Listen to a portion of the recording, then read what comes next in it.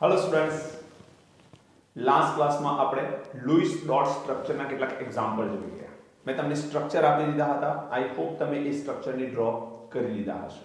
આજે આપણે ચેપ્ટરમાં એક થિયરીની શરૂઆત કરવાના છીએ અને થિયરીનું નામ છે વેલેન્સ બોન્ડ થિયરી.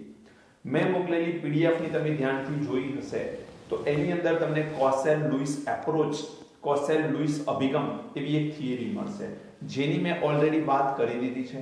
બાહ્યતમ કક્ષામાંથી ઇલેક્ટ્રોન જે ટ્રાન્સફર થાય છે અને આયોનિક બંધનું નિર્માણ થાય છે એ કોસેલ લુઈસ અભિગમ પર આધારિત છે, જેની આપણે પહેલા લેક્ચરમાં ચર્ચા કરી હતી. આજે આપણે એક ઇમ્પોર્ટન્ટ ટોપિકની વાત કરવાના છીએ અને આજથી શરૂ કરીને 2 થી 3 લેક્ચર આ ટોપિક ચાલશે અને જેનું નામ છે valence bond theory. Valence bond theory જે છે એને આપણે ગુજરાતીમાં કહીએ છીએ સંયોજકતા બંધનવાદ.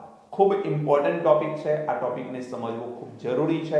આ ટોપિક ઉપરથી જે ક્વેશ્ચન્સ આવે છે એની પણ આપણે પ્રેક્ટિસ કરતા રહીશું. તો ચલો શરૂ કરીએ. વેલેન્સ બોન્ડ થિયરી જે ગુજરાતીમાં શું કહેવાય છે ને સંયોજકતા બંધનવાદ તરીકે ઓળખવામાં આવે છે. હવે પહેલા તો એ સમજી લો કે વેલેન્સ બોન્ડ થિયરી અથવા સંયોજકતા બંધનવાદ એ માત્ર કોના માટે છે? તો વેલેન્સ બોન્ડ થિયરી અથવા સંયોજકતા બંધનવાદ એ માત્ર ને માત્ર દ્વિપરમાણવીય અણુ માટે જ લાગુ પડે છે. અણુ માટે જ લાગુ પડે છે. પહેલો પોઈન્ટ યાદ રાખજો, દ્વિપરમાણવીય અણુ માટે જ આ લાગુ પડી શકે. એનો મતલબ શું? H2 તો 2 પરમાણુ છે, N2 2 પરમાણુ છે, O2 2 પરમાણુ છે, HF હાઇડ્રોજન અને ફ્લોરિન 2 પરમાણુ, HCl હાઇડ્રોજન અને ક્લોરીન 2 પરમાણુ, HBr હાઇડ્રોજન અને Br 2 પરમાણુ. તો 2 પરમાણુથી જે અણુનું નિર્માણ થાય છે એને જ આ નિયમ લાગુ પડી શકે છે. એટલે દ્વિપરમાણવીય અણુ માટે જ આ લાગુ પડી શકે છે. હવે VBT શું કહે છે સમજો. હું થોડી ઓવરવ્યુ આપી દઉં, પછી આપણે આને રાઇટિંગમાં પણ લખી લઈશું.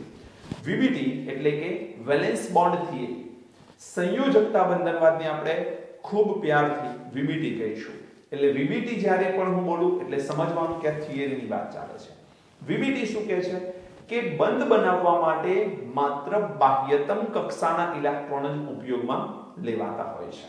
VBT કહે છે કોઈ પણ પરમાણુ જ્યારે સહસંયોજક બંધનું નિર્માણ કરે તો બાહ્યતમ કક્ષામાં રહેલા ઇલેક્ટ્રોન જ એમાં કામ લાગતા હોય છે. નંબર 1.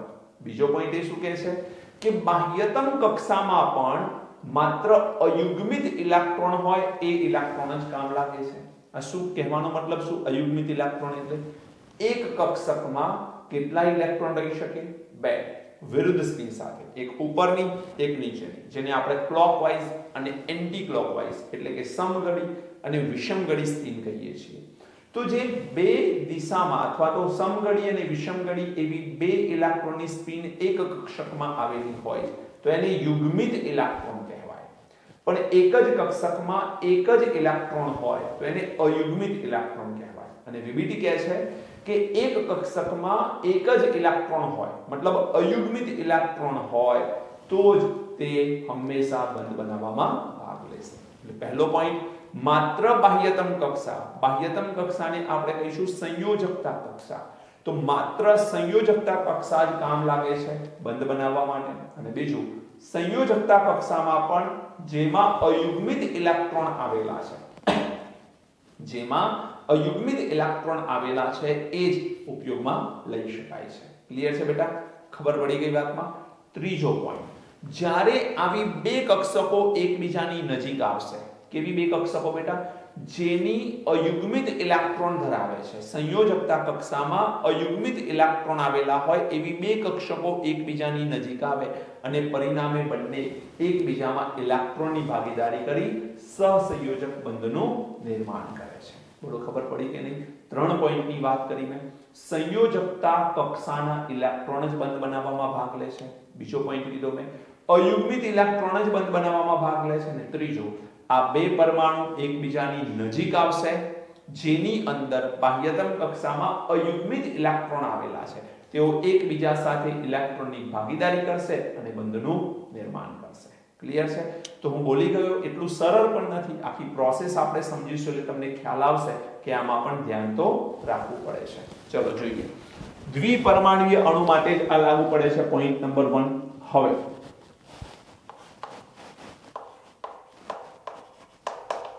સંયોજકતા કક્ષાના ઇલેક્ટ્રોન જ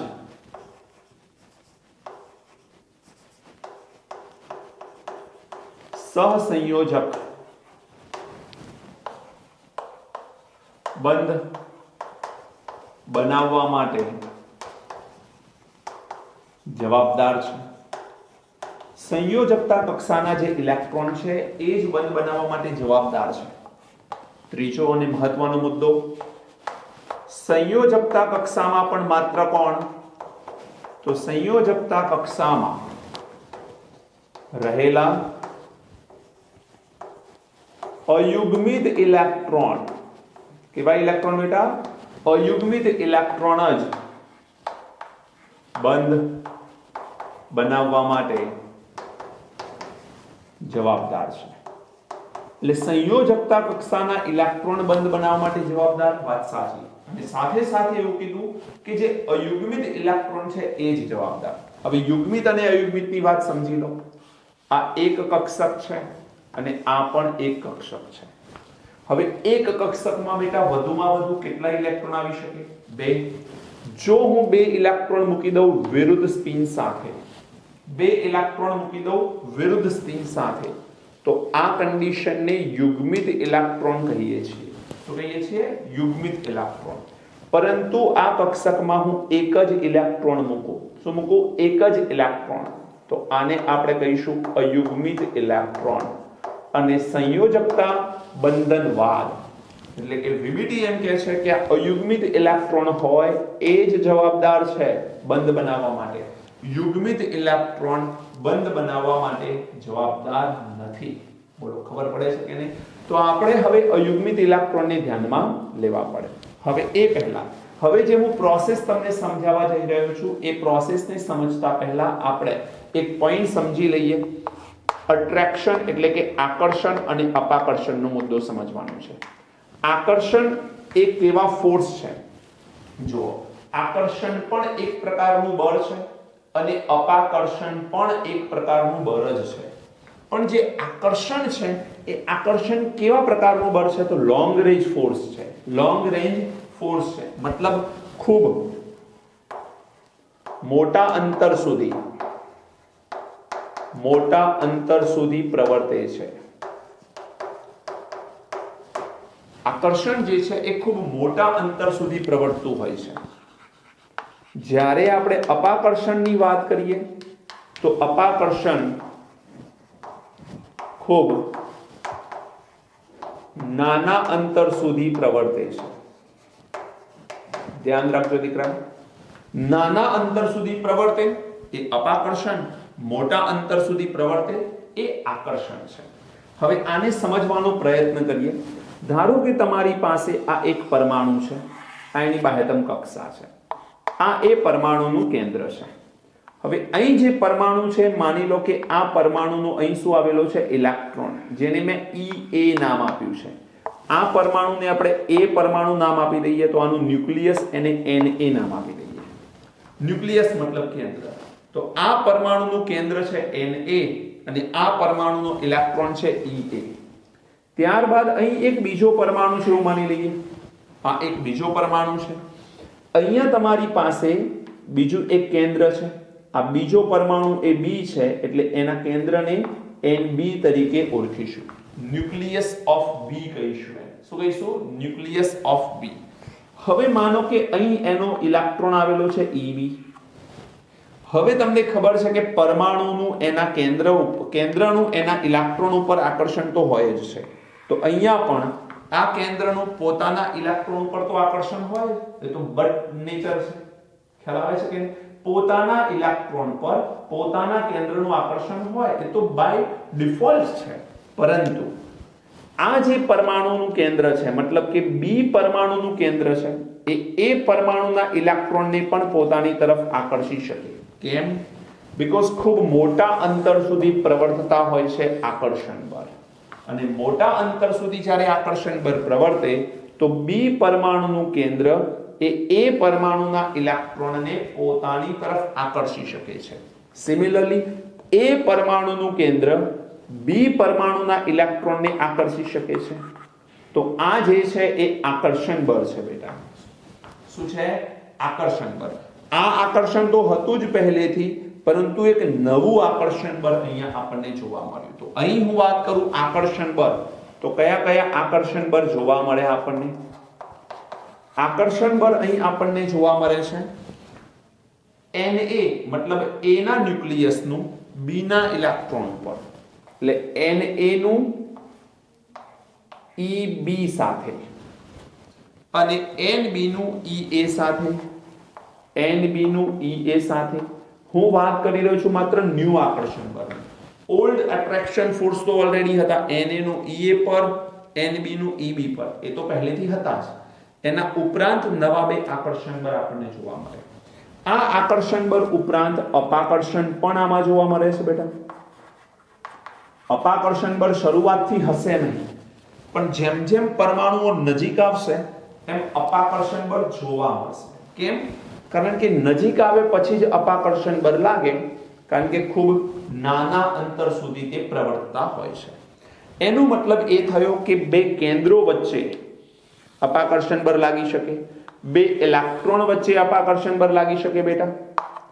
તો બે કેન્દ્રો ધન વીજભારિત છે, સમાન વીજભાર વચ્ચે અપાકર્ષણ લાગે.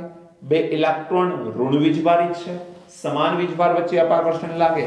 તો અહીંયા આપણે કહી શકીએ Na અને Nb વચ્ચે અપાકર્ષણ લાગી શકે છે, અને Ea અને Eb વચ્ચે અપાકર્ષણ લાગી શકે છે. એટલે A ના ન્યુક્લિયસનું B ના ન્યુક્લિયસ સાથે અને A ના ઇલેક્ટ્રોનનું B ના ઇલેક્ટ્રોન સાથે અપાકર્ષણ લાગી શકે છે. ખ્યાલ આવે છે કે નહીં? તો અહીંયા અપાકર્ષણ બળ લાગી શકે છે, આકર્ષણ બળ પણ લાગી શકે છે. આને થોડું ગ્રાફ વાઇઝ સમજવાનો પ્રયત્ન કરીએ તો જોજો શું થઈ શકે છે. તમારી પાસે અહીંયા છે રેડિયસ, અથવા તો રેડિયસની જગ્યાએ કામ કરીએ, આને આપણે નામ આપી દઈએ inter nuclear axis, inter nuclear distance નામ આપી દઈએ. એટલે ગુજરાતીમાં લખવું હોય તો લખાશે આંતર કેન્દ્રીય અંતર. આંતર કેન્દ્રીય અંતર ઇંગ્લિશ વર્ડ વધુ સારો છે દીકરા, યાદ રાખી લેવાનું તમારે.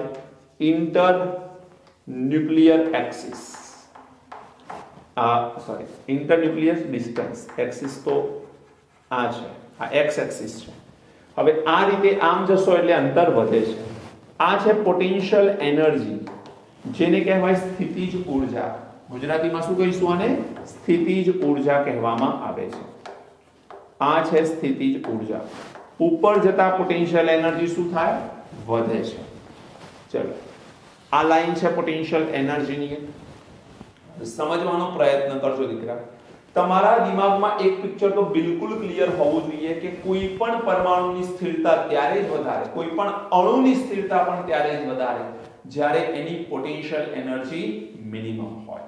મતલબ એ છે કે એની ઊર્જા જેટલી ઓછી એટલો એ વધુ સ્થાયી, ઊર્જા જેટલી ઓછી એટલો એ વધુ સ્થાયી. એટલે પરમાણુ પાસે ઊર્જા ઓછી રહેવી જોઈએ. અણુ બનશે ત્યારે એની ઊર્જા ઘટશે. પણ એના માટે આપણે સમજીએ, શરૂઆતમાં તમારી પાસે આ બે પરમાણુ છે, એકબીજાથી ખૂબ લાંબા અંતરે છે, અને લાંબા અંતરે છે મતલબ કે એમની વચ્ચે ઇન્ટર ન્યુક્લિયર ડિસ્ટન્સ વધારે છે. વધારે હોય તો માત્ર ને માત્ર કોઈ પણ પ્રકારનું આકર્ષણ બળ ન લાગે, આકર્ષણ બળ ન લાગે, અપાકર્ષણ પણ નહીં લાગે, કારણ કે વધુ પડતું અંતર છે. હવે આ બંને કદાચ માનો કે થોડાક નજીક આવ્યા, આ બંને થોડાક નજીક આવશે, એટલે નજીક આવશે. આ પોઈન્ટ નંબર 1 છે, આ પોઈન્ટ નંબર 2 છે. 2 પોઈન્ટ પર આ બંને નજીક આવ્યા. જો આ બંને નજીક આવે છે તો મોટા અંતર સુધી જે આકર્ષણ બળ લાગે છે, અથવા મોટા અંતર સુધી જે બળ લાગે છે એ છે આકર્ષણ બળ. તો અહીંયા આપણને આકર્ષણ બળ જોવા મળશે. એટલે માની લો કે શરૂઆતમાં આપણી પાસે અહીંયા બંને વચ્ચેનું અંતર સૌથી વધારે હતું, આંતર કેન્દ્રીય અંતર હાઈએસ્ટ હતું. હવે આ બંને થોડાક નજીક આવ્યા, નજીક આવે એટલે આંતર કેન્દ્રીય અંતર શું થયું? ઘટ્યું. એટલે અહીં અંતર સૌથી હાઈએસ્ટ હતું. હવે અહીંયા આંતર કેન્દ્રીય અંતરમાં શું થયું? ઘટાડો થયો. થોડાક બંને એકબીજાથી નજીક આવ્યા. આ બંનેના કેન્દ્રો વચ્ચેનું અંતર એને કહેવાય આંતર કેન્દ્રીય અંતર. એ અંતરમાં શું થયો? ઘટાડો થયો. તો અહીંયા ધીમે ધીમે આંતર કેન્દ્રીય અંતર ઘટે છે. હવે ફોર્સ ઓફ અટ્રેક્શન ઓર વધશે, એકબીજાની નજીક આવ્યા એટલે મોટા અંતર સુધી પ્રવર્તા હતા, હવે નજીક આવે તો ઓર આકર્ષણ બળ લાગશે. આકર્ષણ બળ લાગશે એટલે આ બંને 3 પોઈન્ટ નંબર પર ઓર નજીક આવશે. બંને નજીક આવશે એટલે હવે શું થવાનું દીકરા? આકર્ષણ બળની સાથે સાથે અપાકર્ષણ બળ પણ લાગવાનું, કારણ કે નજીક આવી ગયા. અને અપાકર્ષણ બળ નાના અંતર સુધી પ્રવર્તતું હોય છે. પરંતુ એવું કહી શકાય કે અટ્રેક્શન ફોર્સ એ રિપલ્શન ફોર્સ કરતા ઘણો મોટો છે. આમાં attraction force of attraction is higher than the force of repulsion. આકર્ષણ બળ અપાકર્ષણ બળ કરતા વધુ હશે, અને વધુ હોય તો ધીમે ધીમે અંતર તો ઘટ્યું પણ એની ઊર્જામાં પણ ઘટાડો થાય. બેટા એટલું ધ્યાન રાખજો, જેટલું આકર્ષણ વધશે ઊર્જા એટલી ઘટતી જશે. તો હવે ધીમે ધીમે ઊર્જા શું થઈ? ઘટી. ઓર નંબર 4 પોઈન્ટની વાત કરીએ તો આ બંને એકબીજાથી બિલકુલ નજીક આવી ગયા. બિલકુલ નજીક આવી ગયા એટલે ઇન્ટરન્યુક્લિયર ડિસ્ટન્સ ઓર ઘટી ગયું, અને ઊર્જામાં શું થશે? બોલો, ઓર ઘટાડો થશે. ઊર્જામાં ઓર ઘટાડો થાય એટલે ઊર્જા પોટેન્શિયલ એનર્જી ડાઉન થઈ રહી છે, અંતર ઘટી રહ્યું છે. અહીંયા પણ અટ્રેક્શન ફોર્સ રિપલ્શન ફોર્સ કરતા કેવો છે? વધારે છે. 5th નંબરની વાત કરું હવે તો આ બંને એકબીજાને ટચ થઈ ગયા, ઓવરલેપ થઈ ગયા. અહીંયા અટ્રેક્શન ફોર્સ એન્ડ રિપલ્શન ફોર્સ બંને કોમન થઈ ગયા, સમાન થઈ ગયા, અને અહીં એની ઊર્જા આવી. અને જો હવે આ બંને ઓર નજીક જશે એકબીજા, તો હવે શું થાય? રિપલ્શન ફોર્સ એટલે કે અપાકર્ષણ બળ વધી જાય અને આકર્ષણ બળનું મૂલ્ય ઘટે. અપાકર્ષણ જેવું વધવા લાગે એટલે અહીંયા ઊર્જા વધે, અપાકર્ષણ વધે એટલે ઊર્જા વધે, અપાકર્ષણ વધે એટલે ઊર્જા વધતી જાય. અને આવી રીતે તમે 6, 7, 8, 9 નંબરને ડ્રો કરી શકો છો. આ બધા જ પોઈન્ટમાંથી પસાર થતી હું લાઈન ડ્રો કરીશ, મને કંઈક આવી લાઈન મળશે. અને આ જે પોઈન્ટ દેખાય છે તમને, આ જે પોઈન્ટ દેખાય છે, આ પોઈન્ટ એક એવો પોઈન્ટ છે જેને આપણે નંબર 5th કહીશું. 5th point. આ 1, 2, 3, 4 કન્ડિશન, એમાં 5th નંબરની કન્ડિશનમાં તમને ખબર છે કે અટ્રેક્શન ફોર્સ એન્ડ રિપલ્શન ફોર્સ કેવા થઈ ગયા બેટા? સમાન. અને આ પોઈન્ટ પર પોટેન્શિયલ એનર્જી કેવી? ઓછી. એટલે અહીં જે અણુ બને છે એની સ્થિતિજ ઊર્જાનું મૂલ્ય ઓછું થઈ ગયું. સ્થિતિજ ઊર્જાનું મૂલ્ય ઓછું છે, અટ્રેક્શન અને રિપલ્શન ફોર્સ વધારે છે, અને અહીં બે પરમાણુ એકબીજાથી બંધ બનાવી દેતા હોય છે. એટલે આ પરમાણુનું કેન્દ્ર, બીજા પરમાણુનું કેન્દ્ર, આ બંને પરમાણુના કેન્દ્રો વચ્ચેનું અંતર એને કહેવાય છે બંધ લંબાઈ. શું કહેવાય? બંધ લંબાઈ. પણ બંધ લંબાઈ ક્યારે મળી આપણને? જ્યારે force of attraction and force of repulsion સમાન થયા ત્યારે. બોલો, ખબર પડી? દૂર હતા પરમાણુઓ, ધીમે ધીમે નજીક આવ્યા, તેમ અટ્રેક્શન વધતું ગયું, અટ્રેક્શન વધ્યું, ઓર નજીક આવે એટલે રિપલ્શનની પણ શરૂઆત થઈ, એટલે કે અપાકર્ષણની પણ શરૂઆત થઈ. અપાકર્ષણ પણ થવા લાગ્યું, આકર્ષણ પણ થવા લાગ્યું. પરંતુ આકર્ષણ બળનું મૂલ્ય અપાકર્ષણ બળના મૂલ્ય કરતા વધુ હતું. રિપલ્શન એટલે અપાકર્ષણ, અટ્રેક્શન એટલે આકર્ષણ. આકર્ષણ બળનું મૂલ્ય અપાકર્ષણ બળના મૂલ્ય કરતા વધુ હતું. એટલે એ નજીક આવતા ગયા અને એક એવો પોઈન્ટ આવ્યો કે જ્યાં અટ્રેક્શન એન્ડ રિપલ્શન ફોર્સ કેવા થઈ ગયા? સમાન. મતલબ આકર્ષણ અને અપાકર્ષણ બળના મૂલ્યો કેવા થઈ ગયા? સમાન. અને એમાં બે પરમાણુના કેન્દ્રો વચ્ચેનું ચોક્કસ અંતર મળ્યું, જેને આપણે નામ આપ્યું બંધ લંબાઈ. શું નામ આપ્યું બેટા? બંધ લંબાઈ તરીકે આપણે એને ઓળખીએ છીએ. ક્લિયર છે? તો અહીં જ્યારે આ બે પરમાણુ એકબીજા સાથે કક્ષકો એકબીજા પર ઓવરલેપ કરે છે, અથવા કક્ષકો એકબીજા ઉપર આચ્છાદિત થાય છે, એક કક્ષક બીજી કક્ષક સાથે આ રીતે લેયર પર લેયર ચઢાવશે, એમની ઇલેક્ટ્રોન ઘનતા એકબીજા ઉપર આચ્છાદિત થશે, આ ઘટનાને આપણે ઓવરલેપિંગ તરીકે ઓળખીએ છીએ. શું કહીએ છીએ બેટા? ઓવરલેપિંગ. બોલો ખબર પડે છે કે નહીં? કક્ષકોનું એકબીજા પર ઓવરલેપિંગ થવું એટલે શું? તો એક કક્ષક બીજી કક્ષક બંને એકબીજા પર આ રીતે મર્જ થઈ જાય, બંને એકબીજા સાથે મર્જ થાય, આ પ્રકારની ઘટના બંને એકબીજા ઉપર મર્જ થાય તો આ જે પ્રકારની રચના બની કે ઘટના બની એને આપણે શું કહીશું બેટા? ઓવરલેપિંગ તરીકે ઓળખીએ છીએ. બોલો ખ્યાલ આવે છે કે નહીં? તો ઓવરલેપિંગ શું છે આ આપણને ખબર પડવી જોઈએ. અલગ અલગ પ્રકારના ઓવરલેપિંગ થાય તો એની અંદર અલગ અલગ સ્ટ્રેન્થ મળતી હોય છે. ઓવરલેપિંગ પરથી સ્ટ્રેન્થ નક્કી થતી હોય છે, એ સમજવું છે આપણે. પહેલા તમે આને નોટ કરો, પછી હું તમને સમજાવું. હવે આપણે વાત ચાલે છે ઓવરલેપિંગની. ઓવરલેપિંગ એટલે શું? એક કક્ષક બીજી કક્ષક સાથે આ રીતે મર્જ થાય, એકબીજા પર મર્જ થાય તો તેને આપણે ઓવરલેપિંગ તરીકે ઓળખીએ છીએ. જેટલું ઓવરલેપિંગ વધુ થશે એટલી બંધની સ્ટ્રેન્થ એટલે કે બંધની પ્રબળતા વધારે રહેશે. એક સિમ્પલ એક્ઝામ્પલ આપું, સમજો વાત. ધારો કે બેટા મારી પાસે આ બે ન્યુક્લિયસ છે અને એની આ ઓર્બિટલ છે. સમજો આ બંને એકબીજાની નજીક આવે અને આ રીતે ઓવરલેપ થયા. સમજો, દેખાય છે તમને? આ રીતે આ બંને ઓવરલેપ થયા. તો આને મારે તોડવું છે તો આસાનીથી હું તોડી પણ શકીશ, કારણ કે ઓવરલેપિંગ એ એટલું બધું પ્રબળ નથી. પણ માનો કે કેસ નંબર 2 લઈએ, એમાં અગેન બે પરમાણુ છે, આ બંને પરમાણુ નજીક આવ્યા અને કક્ષકોનું ઓવરલેપિંગ આ રીતે થયું. હવે મારે આને અલગ કરવા છે, તો અલગ કરવા માટે મારે પ્રેશર આપવું પડશે. ઇઝીલી આ અલગ થઈ શકતા નથી. કહેવાનું તાત્પર્ય મારું શું છે? ઓવરલેપિંગ જેટલું વધારે થશે, ઓવરલેપિંગ જેટલું વધારે થશે એટલી બંધની મજબૂતાઈ વધારે રહેશે. એટલે એક કક્ષક સાથે બીજી કક્ષકનું આચ્છાદન કહેવાય. શું કહેવાય? આચ્છાદન. એક કક્ષક ઉપર બીજી કક્ષક જ્યારે વધુ માત્રામાં ઓવરલેપ કરશે, આચ્છાદિત થશે, તો એ બંનેને અલગ કરવા મુશ્કેલ છે. મતલબ બંધ કેવો બનશે બેટા? પ્રબળ બનશે. ક્લિયર છે બધાને?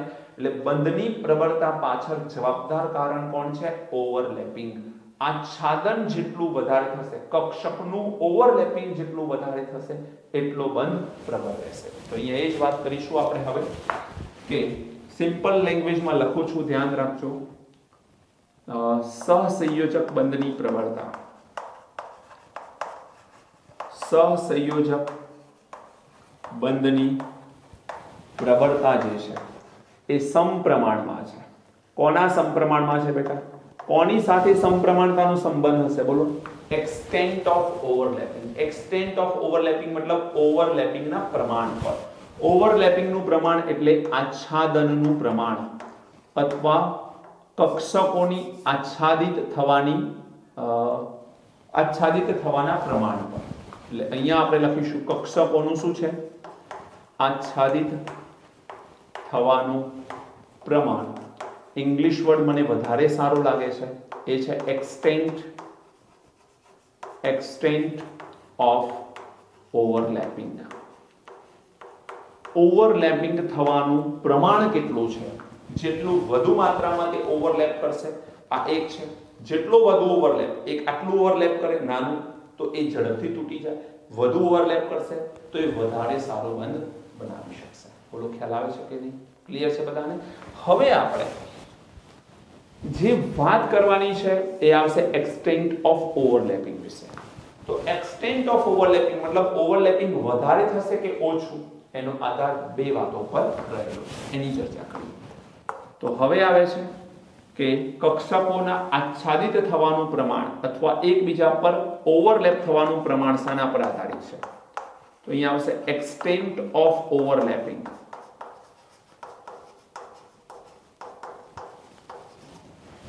Extent of overlapping depends on two factors. Extent of overlapping depends on two factors. मतलब બે બાબતો પર આનો આધાર રહેલો છે. પહેલી વાત કઈ બેટા?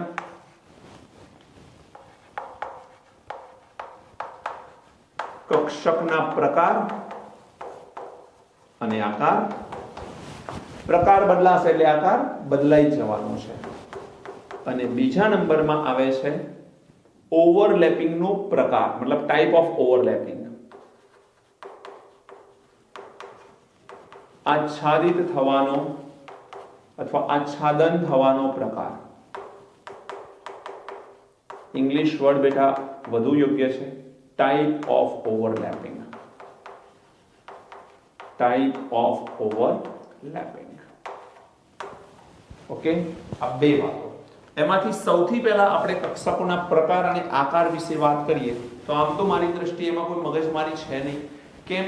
કારણ કે કક્ષકોનો આકાર અને પ્રકાર આપણે જો તમે પરમાણ્વીય બંધારણ મારી પાસેથી જ ભણ્યા છો તો ખૂબ ડિટેલમાં વ્યવસ્થિત રીતે આપણે ચર્ચા કરી છે કે કઈ કક્ષક કયા આકારની હોય છે.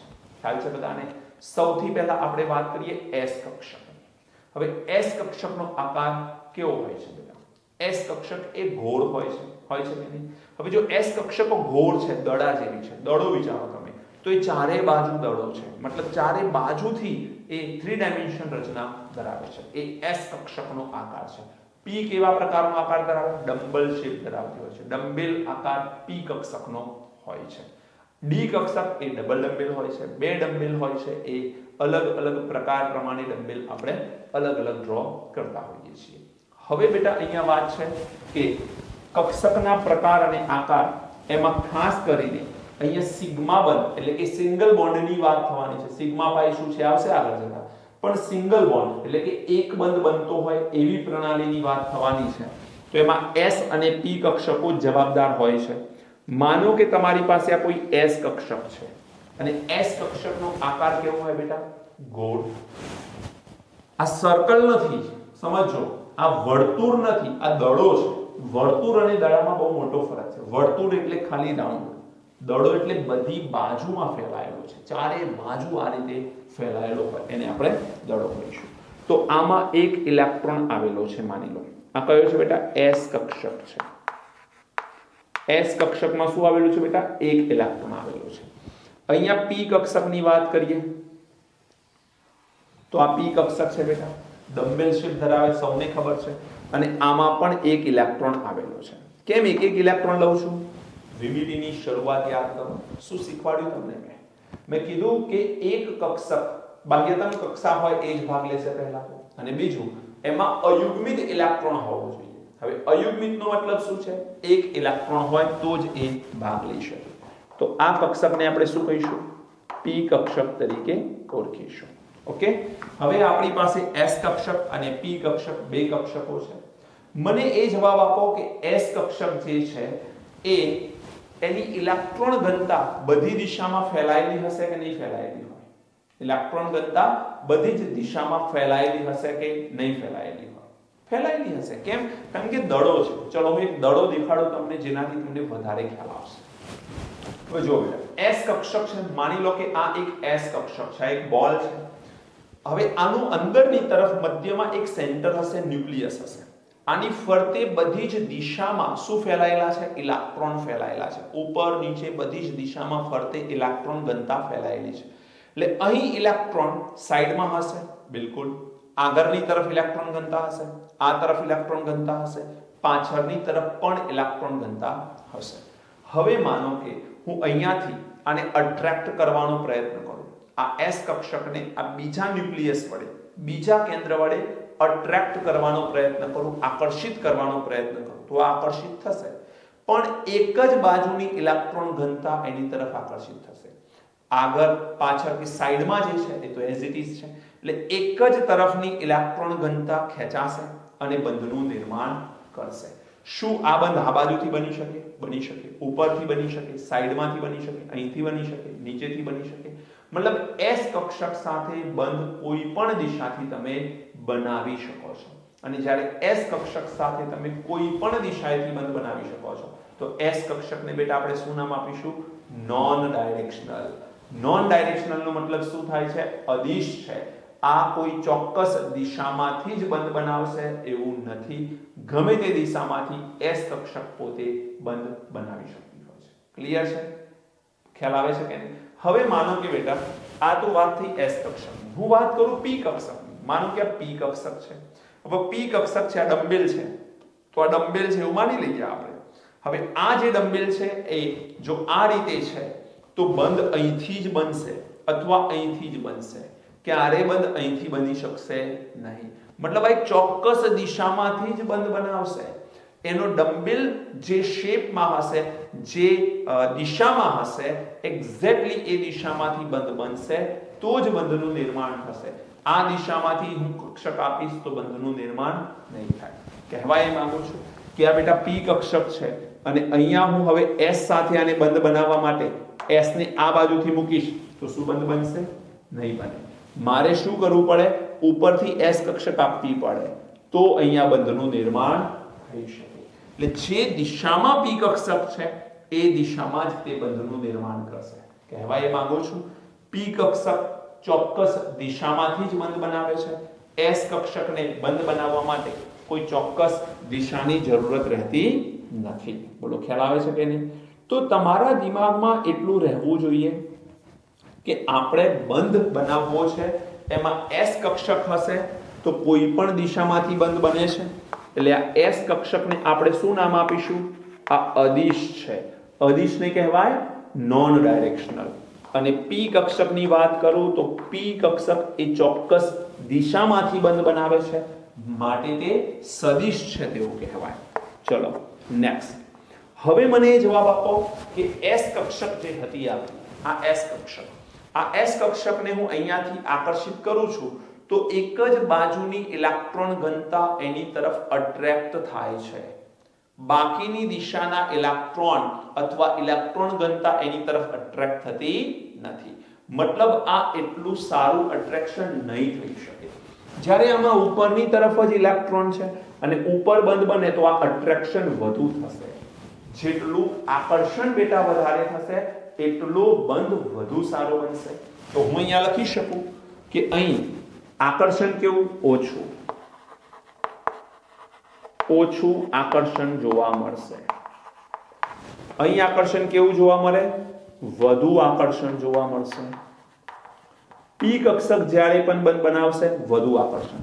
ચલો તેના પછી ઓછું આકર્ષણ થાય તો ઓવરલેપિંગ કેવું થાય? ઓછું થાય. તો અહીંયા આપણે લખીશું ઓછું ઓવરલેપિંગ થશે.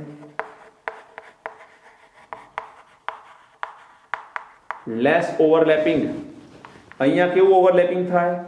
વધુ ઓવરલેપિંગ. અહીં વધુ ઓવરલેપિંગ થાય. હવે બેટા પહેલા વાત કરીએ એ પ્રમાણે જો ઓછું ઓવરલેપિંગ થાય, આ રીતનું ઓવરલેપિંગ છે તો આને તોડવો સરળ છે. એટલે બંધની મજબૂતાઈ કેવી? ઓછી. પરંતુ જો વધુ ઓવરલેપિંગ થાય, આ રીતે ઓવરલેપિંગ થયું, વધુ ઓવરલેપિંગ, તો હવે આ બંધને તોડવો કેવો? મુશ્કેલ. એટલે જેટલું ઓછું ઓવરલેપિંગ છે બંધ કેવો રહેશે?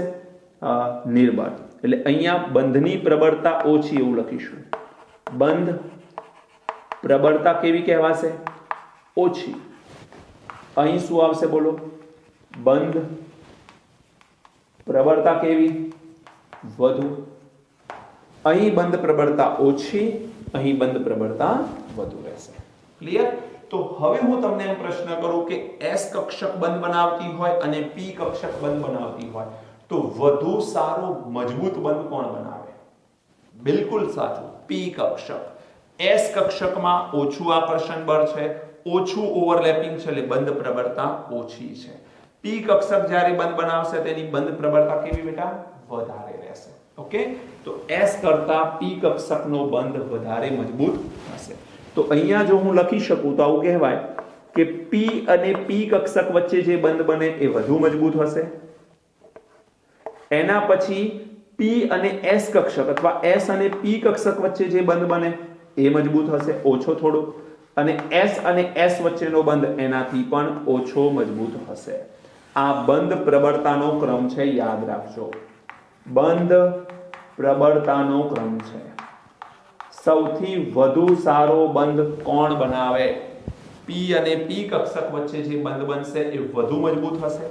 તેના પછી S અને P કક્ષક વચ્ચેનો બંધ થોડો ઓછો મજબૂત હશે અને S અને S વચ્ચેનો બંધ એનાથી પણ ઓછો મજબૂત હશે. આપણે વાત કોની ચાલે છે બેટા? કક્ષકના પ્રકાર આકાર વિશે આપણે વાત કરી રહ્યા છીએ. હવે હું આના રિલેટેડ બંધ પ્રબળતા ઉપરથી કંઈક પોઈન્ટની ચર્ચા કરવા માંગુ છું. આપણે 2 પોઈન્ટની વાત કરીશું. હજુ આપણે આ પોઈન્ટની કોઈ ચર્ચા કરી નથી. આચ્છાદનનો પ્રકાર આવશે એટલે આપણે વાત કરીશું. અત્યારે સમજો ધ્યાનથી. હવે આપણે કહીએ છીએ order of bond strength. Bond strength એટલે કે બંધ પ્રબળતાનો ક્રમ નક્કી કરવો છે આપણે. તો પહેલા આપણે અહીંયા લખું છું હું બંધ પ્રબળતા નક્કી કરો.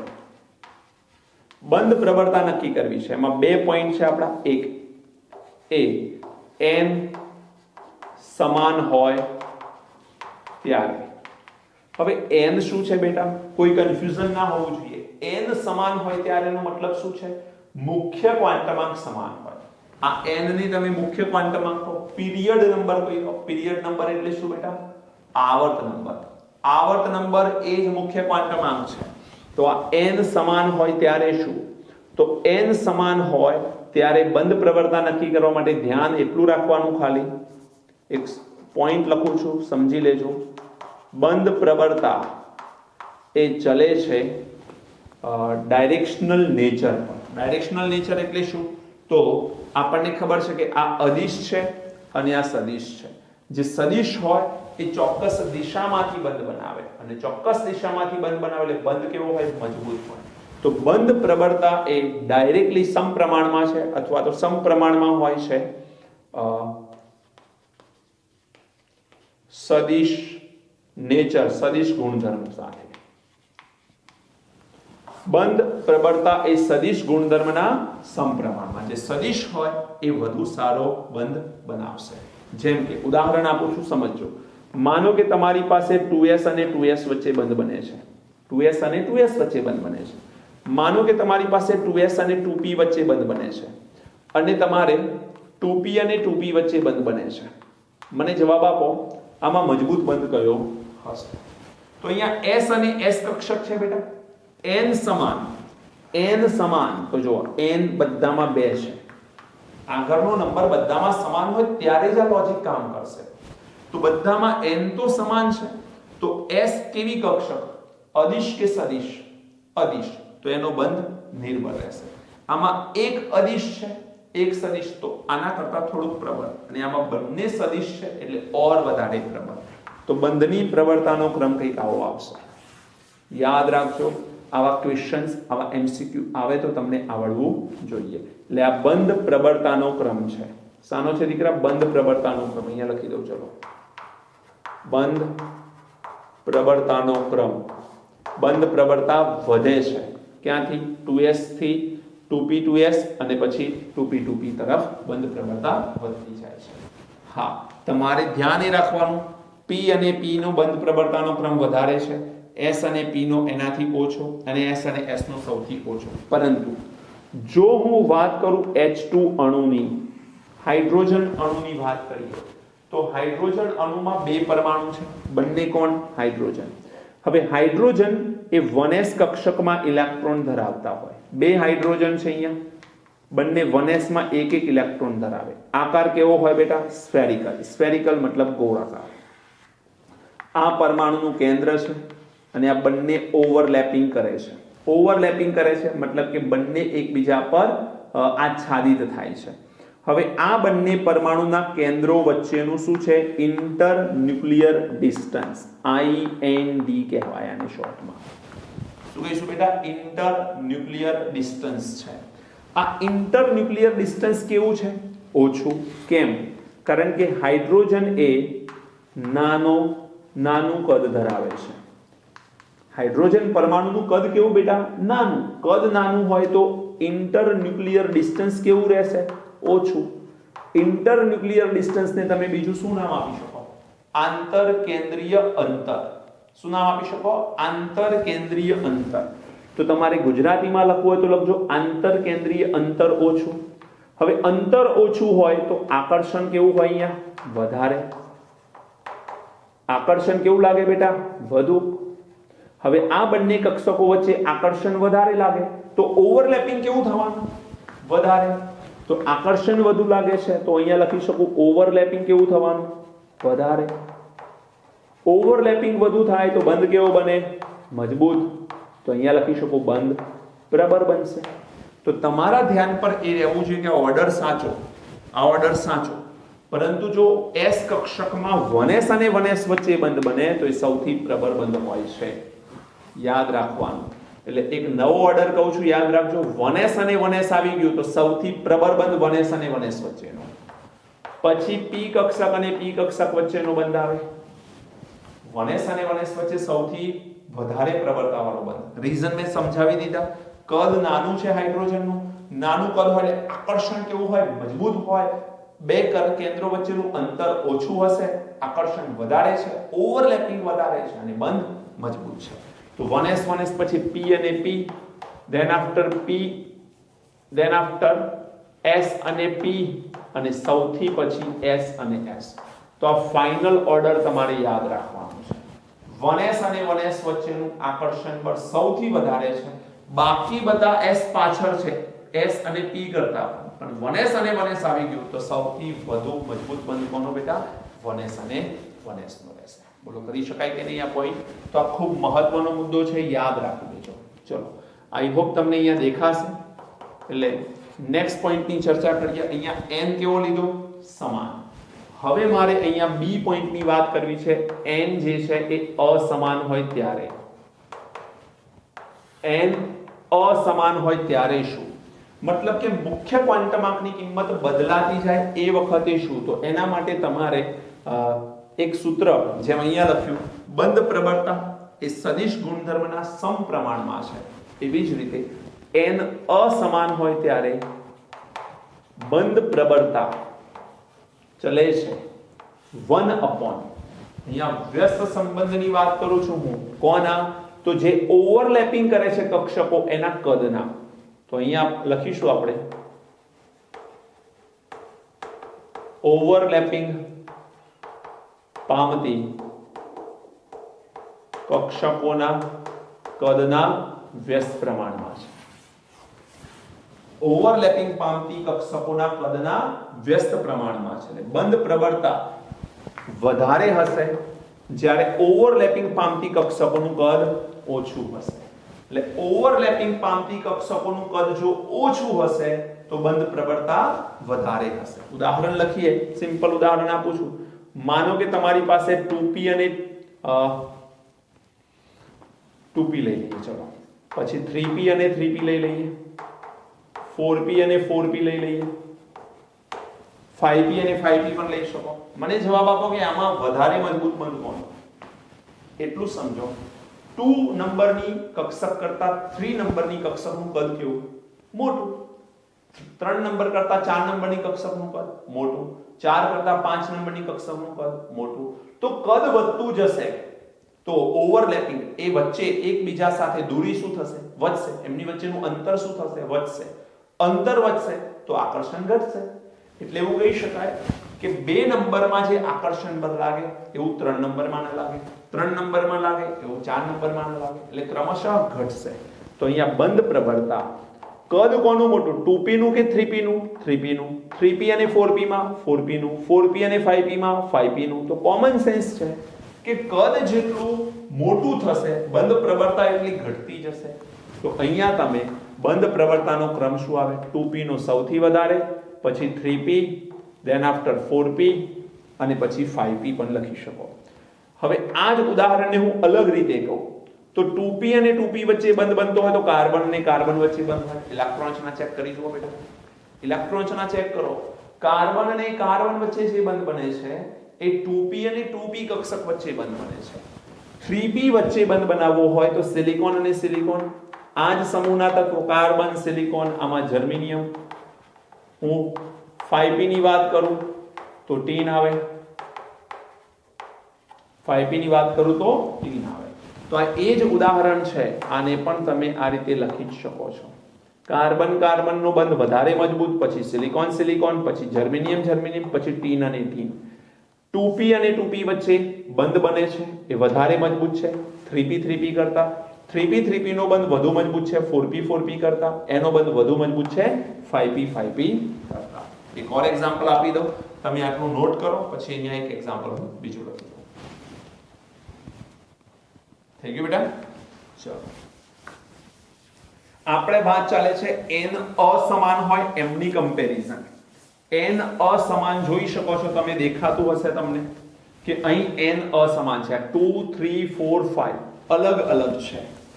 તો n અસમાન હોય એની આપણે ચર્ચા કરી રહ્યા છીએ બેટા. એક ઓર એક્ઝામ્પલ્સ આપું છું, જોજો ધ્યાનથી.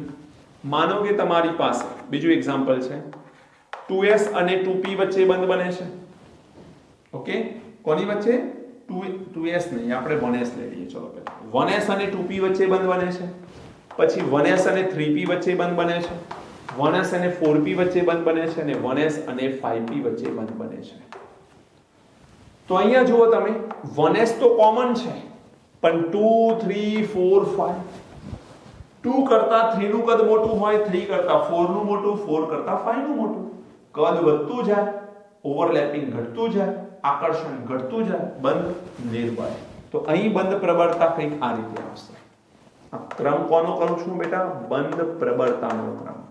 બંધ મજબૂત કોનો? 1s અને 2p વચ્ચેનો બંધ મજબૂત. એના કરતા ઓછો મજબૂત 1s અને 3p. એના કરતા ઓછો મજબૂત 1s અને 4p. એના કરતા ઓછો મજબૂત 1s અને 5p. એક્ઝામ્પલ શું થાય? આના એક્ઝામ્પલ્સ નક્કી કરવા છે તો શું આવશે બોલો? હાઇડ્રોજન તો આવે જ, અને 2p કક્ષક ફ્લોરિન ની આવે HF. હાઇડ્રોજન 3p કક્ષક ક્લોરીન ની હાઇડ્રોજન, 4p કક્ષક બ્રોમિન ની હાઇડ્રોજન, 5p કક્ષક આયોડીન ની. તો અહીંયા મજબૂતાઈનો ક્રમ કઈક આ રીતે આવશે. આ બંધ પ્રબળતાનો ક્રમ રહેશે. બોલો આવડે કે નહીં બેટા? તો અહીંયા આપણે જે વાત કરી છે એ અત્યારે બંધ પ્રબળતાની વાત કરી. એમાં બે પ્રકાર જોયા, એક n સમાન હોય ત્યારે શું થાય, અને બીજું જોયું આપણે n અસમાન હોય ત્યારે શું થાય. n સમાન હોય તો માત્ર સદિશ છે કે અદિશ એટલું જોઈ નાખો. p કક્ષકનો બંધ વધુ મજબૂત રહેશે s કરતા, સિવાય એક 1s અને 1s સૌથી પ્રબળ બંધ બનાવે. એના રીઝન્સ મેં કહી દીધા છે તમને. એટલે સાચો ઓર્ડર 1s 1s, પછી p અને p, પછી s અને p, અને પછી s અને s. જ્યારે હું વાત કરું n અસમાન હોય ત્યારે, તો બંધ પ્રબળતા જે છે એ ઓવરલેપિંગ પામતી કક્ષકોના કદના વ્યસ્ત પ્રમાણમાં છે. નીચેની કક્ષકોનું કદ વધે તો બંધ પ્રબળતા ઘટે. નીચેની કક્ષકોનું કદ, આ જે ઓવરલેપિંગ પામતી કક્ષકોનું કદ છે એ ઘટે તો બંધ પ્રબળતા વધે. 2 કરતા 3, 3 કરતા 4, 4 કરતા 5 જે છે એના કદ મોટા છે, અને માટે એના બંધ પ્રબળતાના મૂલ્યો પણ ઘટતા જશે. ઓકે બેટા, તો આટલે સુધી રાખીએ છીએ. હજુ નેક્સ્ટ લેક્ચરની અંદર આપણે વાત કરવાની છે એક સેકન્ડ પોઈન્ટની, ટાઈપ ઓફ ઓવરલેપિંગ. જરૂર હાજર રહેજો એ લેક્ચરમાં, બીકોઝ એ લેક્ચર ખૂબ અગત્યનું છે. ટાઈપ ઓફ ઓવરલેપિંગ જો ન આવડે આપણને તો કદાચ VBT થિયરીમાં કઈ સમજ નથી પડી એવું કહી શકાય. તો ટાઈપ ઓફ ઓવરલેપિંગ કયા પ્રકારની, કયા પ્રકારના બંધ તે બનાવી શકે છે એની આપણે ચર્ચા કરીશું. આઈ હોપ તમને અહીંયા જે વાત કરી છે એ સમજમાં આવી હશે. પ્રોપરલી આ લેક્ચરને રિવાઇન્ડ કરીને સમજી લેજો, અને આ ચેપ્ટરને બિલકુલ ધ્યાનથી સમજજો, બિલકુલ લાઇટલી લેતા નહીં. ઓકે બેટા, મળીએ છીએ નેક્સ્ટ વિડિયો લેક્ચરમાં. Thank you. God bless.